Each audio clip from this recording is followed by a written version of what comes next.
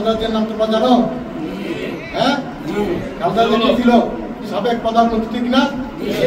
এই বেগম খালেদা জিয়া বাংলাদেশের ইসলামের জন্য, মসজিদ মাদ্রাসার জন্য অনেক অবদান তারা। এই আওয়ামী লীগ সরকারের আমলে এই যারা মসজিদ মাদ্রাসায় আমরা পড়ালেখা করছি, তোমরা যারা টুপি মাথায়, এদেরকে আওয়ামী লীগ সরকার দেখতে পাচ্ছ না, ঠিক কিনা?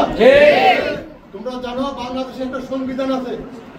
সংবিধানে প্রথম বিসমিল্লাহির রহমানির রহিম সংযুক্ত করেছিলেন আমাদের নেতা শহীদ রাষ্ট্রপতি জিয়াউর রহমান। আজকে তারই পত্নী বেগম খালেদা জিয়ার জন্য আমরা দোয়া করতে আসছি।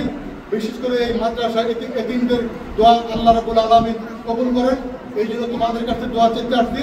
তোমরা দোয়া করবা মহান আল্লাহ রাব্বুল আলামিন যেন আমাদের নেত্রী, বাংলাদেশের নেত্রী, গণতন্ত্রের মা বেগম খালেদা জিয়াকে যেন হায়াত দান করেন। সবার আমি সবার খালেদা জিয়ার সুস্থতা কামনা করছি এবং তার দীর্ঘায়ু কামনা করছি।